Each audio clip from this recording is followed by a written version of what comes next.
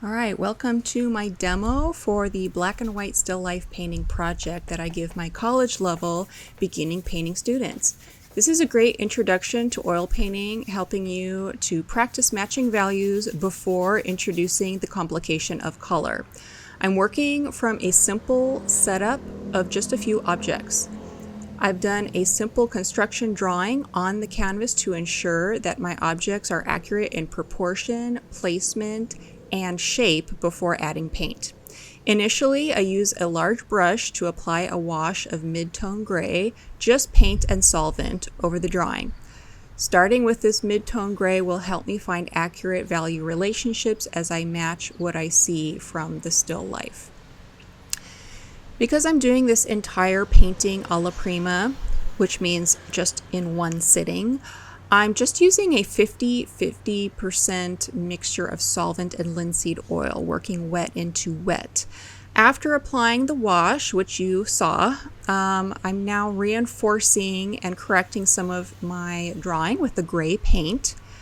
Then I'll start filling in the large shapes. With every painting I do, I always work from large to small, which helps with accuracy as well as speed. I'm currently using a number 4 synthetic flat brush for the entire demo, except for that initial wash that you saw. I used a large brush, but for the rest of the demo here, I'm going to be using that same brush. However, if you're using a variety of brush sizes, I just suggest starting with your larger sizes, and then as you work towards those smaller shapes, you can switch to using your smaller brushes. Always save details for last. You'll notice that I make bigger and faster brush marks at the beginning of the demo when I'm laying in basic values for large shapes. Then towards the end, I slow down. I'm more calculated when I'm refining shapes and being more specific about value matching. Off camera, before I started the demo, I had pre-mixed my oil paint with my palette knife on my rectangular palette. And on my palette, I placed black paint in one corner and white paint on the opposite corner. Then I used my palette knife to mix a range of values in between, just like a value scale. I recommend mixing between 5 to 7 values pre-mixed before you start painting. This will save you a lot of time during the painting process. I spent about 45 minutes on this painting. In the demo, you're going to see it sped up a little bit so that the video can be a reasonable length. But, from the start of putting paint on the canvas to the end, I spent about 45 minutes.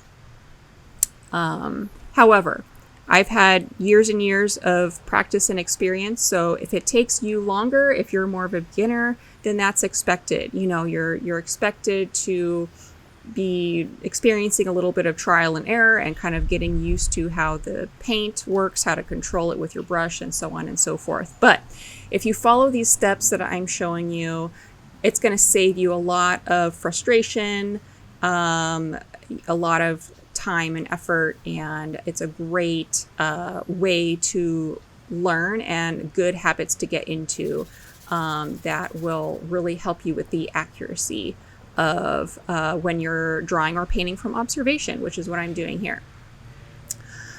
So after blocking in the large shapes, including shadow shapes, so you saw that here I've got some, just basic ideas of some values within those large shapes. And the background as well. I always put the background in pretty early on because you don't want to save it for last. Whatever's in the background is helpful when you're relating the values of the information in the positive space. So don't ignore that negative space. Anyway, after blocking in the large shapes, including shadow shapes and the background, I focused on matching the values of the medium shapes of the composition. So as you can see, I started with those biggest shapes. Now I'm kind of focusing on some smaller shapes and kind of starting to slow down a little bit and being a bit more thoughtful about value matching more accurately.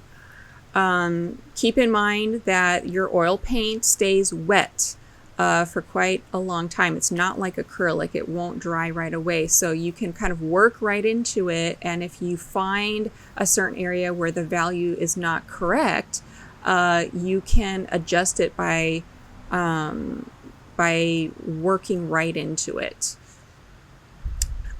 So you'll see as the demo progresses, once I'm sort of satisfied with those more medium-sized shapes, I will slow down even more and then start paying attention to the smaller shapes. But I go back and forth. If I see something that needs correcting, I'll do it. This is not a perfect formula, right? Let's see. So I'm trying to match what I see. This is another thing that beginners sometimes forget, that, once they kind of get their shapes looking the way that they want, they sort of forget about actually matching the values to what you see. This is really important, not just for getting the realism in your painting for a, convincing,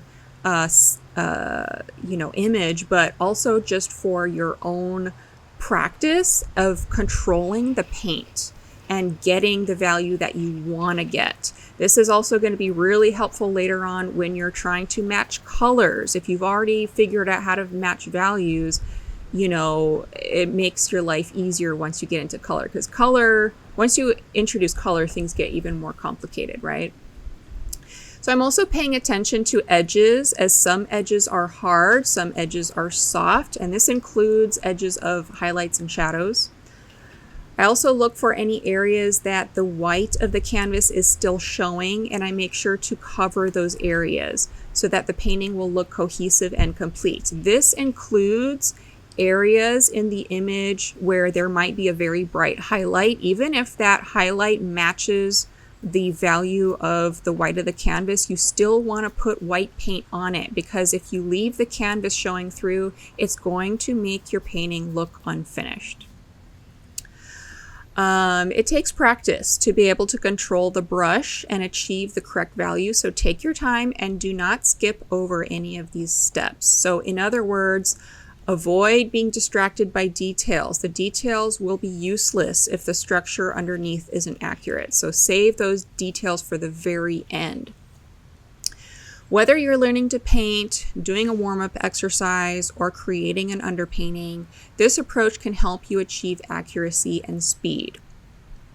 I'm just going to quickly go over the materials that I am using in this demo. I'm using an 11 by 14 inch canvas panel. I'm using a number 4 flat Opal Synthetic Hog Bristle by Trekell. Trekell is a small art supply brand that has a variety of really interesting brushes. This is my first time using this particular brush, and I really liked it. It was very smooth but also strong and stiff. And when you're working with oil paint, you definitely want a strong brush. You want something that is strong and stiff enough to move the paint around. Another type of synthetic brush that I really like, that I oftentimes have my students purchase, is the Utrecht brand. I believe it's called a Red Tuscan line that they have. They are kind of like a deep brownish red color, but they are meant to be a strong, sturdy synthetic brush. Synthetic hairs are typically, if you take care of them, they can last a real long time. They're usually pretty sturdy for the oil painting brushes. So if you're new to, choosing brushes for your oil painting, just be aware that when you go shopping, there are certain brushes that are made for certain types of paint. So, for example, watercolor brushes are probably not going to work real well for you to use on oil paint, because watercolor brushes are very weak and soft and limp because they're made to hold a lot of water. Whereas for oil painting, you need something that's strong enough to really push the paint around. And if you want something kind of more inexpensive to start out with, look for natural hog hair bristle brushes. You can usually find some affordable options, and they're usually pretty sturdy. Anyway, what other materials am I using? I had mentioned earlier that I'm using a 50-50 mixture of linseed oil and Gamsol or solvent. The linseed oil, I like a refined linseed oil. I mean, I'm a painter who's been doing this for many years, and I like to use good quality materials. But if you're just starting out, any kind of linseed oil that you get from the art store is going to work for this. And linseed oil is a great choice for your medium because it's been around for a long time. It's a very common material to use with oil paint. There are other mediums that you can use, but it's a really great place to start. And then, like I said, the solvent, I personally really like Gamsol, which is the solvent that the brand Gamblin offers, because this particular brand, they really do a great job of distilling the solvent many times in order to purify it and refine it so that it's safer to use. So for example, you still want to paint in a well-ventilated area, but this solvent will evaporate more slowly than some other types of solvent, and therefore it's a bit safer to use. Anyway, so that's the mediums that I use, and then of course the black and white oil paint. I don't remember which brand. I use a variety of brands of oil paint. You just want to look for something that's either an artist or professional grade. If you want something really inexpensive, you could go with the student grade. However, in my experience, when I first started oil painting and I tried the student grade, it was the Winton line from Winsor Newton. That's probably the worst student grade oil paint that I've ever tried, and it was so frustrating to work with that I actually thought that I hated oil painting. So I would hate for beginners to go for something like Winton and then be really disappointed or frustrated with the painting process. So when you go to the art store, you're going to see within various brands of oil paint that they will have grades. There's usually a student, artist, and professional.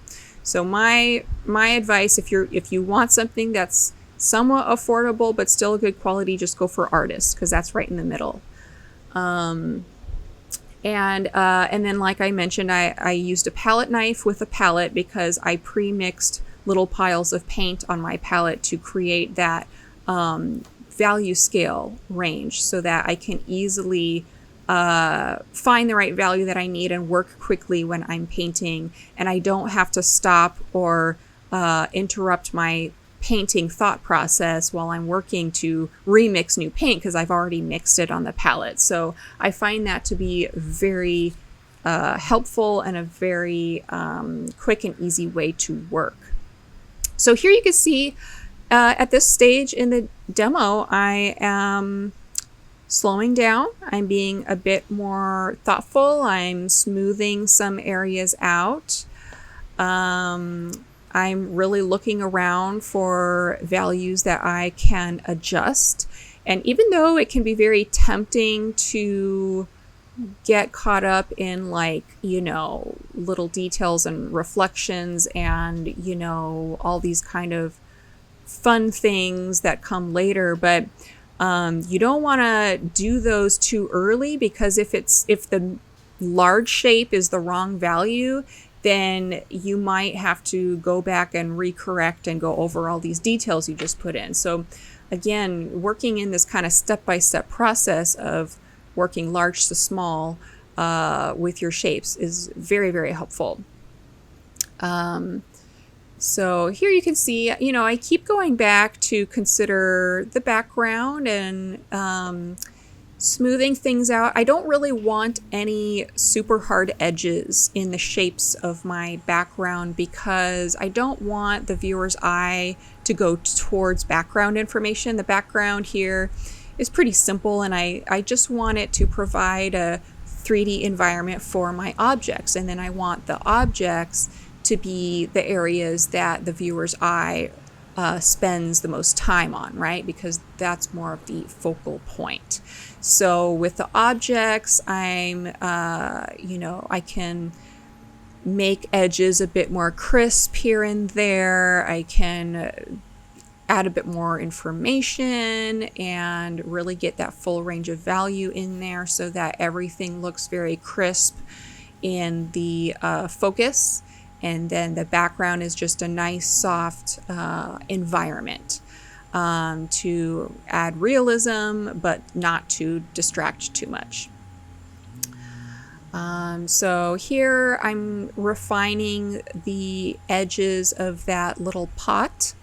I forget what this object is called, but it's basically got a handle that you can put herbs in and crush the herbs. But it's a very symmetrical little pot with hard edges. So I am, trying to be mindful that I'm achieving that symmetry. Because with things like this, whether it's a cup or a vase or a pot or a bowl or a candlestick, these kind of symmetrical objects, you really want to get that structure and symmetry down. Otherwise, your painting is not going to look very confident or convincing. So you definitely want to pay attention to those kinds of things. And you can see how, with the background, because it is very soft, I kind of quickly scrub in the paint and really blend it out. And then when I'm working on the objects, I kind of slow down and I apply the paint in more of a opaque, smooth application. So I really get that coverage of the paint. Since I am only working a la prima and just doing this one layer from start to finish, I'm trying to apply that paint in a way that will have good coverage. If I was going to do multiple sittings, do like a first layer, let it dry, and then come back and do a second layer and so on and so forth, then I would maybe take a slightly different approach. I would do that first layer all with just paint and solvent and no linseed oil, because that would keep it really nice and thin, and it would be more of a fast dry layer, so that it could dry in a reasonable amount of time, so that when I come back to paint on top, then I could start adding the linseed oil for my second layer. But again, because this is alla prima, I'm just doing, I'm keeping in mind that I want my end result to have a solid look to it, especially on the objects. It's okay if the background's a bit more washy and thin, but I want the objects to feel really solid and three-dimensional. So here I'm just continuing to make smaller adjustments because all of my large and medium shapes I'm pretty confident about. So I'm not, at this point, you won't see me do any real big moves or adjustments because I'm pretty confident with those bigger shapes. Now it's just about these smaller shapes and edges that I am paying attention to. And of course, if I see any values that need to be adjusted, I'll go in and make those adjustments. Another material that I didn't mention was a painting rag, and you can see it to the right of my painting that I have nearby. So how am I using the rag? Well, basically, if I have too much paint on my brush, let's say I have a lot of black on my brush, and I'm going to go into an area that is a lighter value, and I actually want to lighten that value, and I want to get all the black off of my brush. Well, what I'll do is I'll rinse it off in just solvent, and then I'll pat the rest off on the rag, and then I'll go into my lighter color. That way I'm not bringing any black into an area that I'm trying to make lighter. And in some cases, if I'm just trying to do a really subtle value shift, I don't necessarily need to get all the paint off my brush, but I just need to get a little off. I'll just go straight to the rag and not even bother with the solvent. But all these kinds of things are things that you will learn and experience and get more comfortable with once you're actually doing it. Some of the stuff, it's like I can teach you all of these things, but it won't really make sense until you're doing it. So just keep in mind, if you don't retain all the information I'm talking about, like some of this will come naturally. I think if there's one main takeaway or a couple main takeaways that you get from this demo is one, working from large to small, really making sure that that initial drawing has accurate large shapes, accurate in terms of like proportion and placement. That's going to help you a lot. And then of course, just really staying open to change, because, you know, you might be half hour into a painting and you'll still notice an area that, oh, that value actually is not a perfect match. So let me go back in and adjust that value. So if you can kind of keep that openness to change and keeping in mind that you're working from large to small, it's going to really improve your work a lot in terms of speed, in terms of realism, in terms of your confidence, and getting that end result to your work that looks really strong and confident. So you can see when I work on that little metal object that the egg is sitting in, you can see when I work on that, I'm trying to kind of show those intense reflections, and it's okay if you don't get all the various little tiny reflections that you see in there. If you can get the general idea of the direction that they're going, like for me, you know, I was seeing a lot of vertical shapes, very long reflections of dark and light in there. So I was able to get those in there, and I realized, you know, I didn't have to, you know, get all the tiny little stuff in there because it was still looking very realistic without the tiny details. So you're going to notice that a lot, that when you get the confidence in there with those kind of bigger ideas, that you can kind of be more selective about where you place details, because you may find that in translating what you see into a painting, it makes more sense to maybe only put the details in your focal point area and not in every single like inch of the composition. So there's kind of these sort of areas where we can have some artistic license to make decisions about what works best for the painting, versus, you know, we don't have to have this goal of like, oh, this has to look like the photo, or, you know, whatever. Because if we wanted an image that looked like a photo, we would just become a photographer and take a photo, and that would be sufficient, right? But that's not what we're doing. We're creating a painting. So there is some element of creativity that has to be considered here in terms of doing what works well as a painting. And sometimes that means leaving some brush strokes in there, some expression. And sometimes that means making the background a bit softer than it looks in real life, and making the area of focus a bit more detailed and crisp. So all these things you'll kind of learn over time as you experience it. But here's the finished result. You can see I've got my wide range of values. And everything looks three-dimensional. And so I hope that this gives you some ideas for how to practice oil painting and have a really good introduction for a first project. So thank you so much for watching the video, and I'll see you in the next one.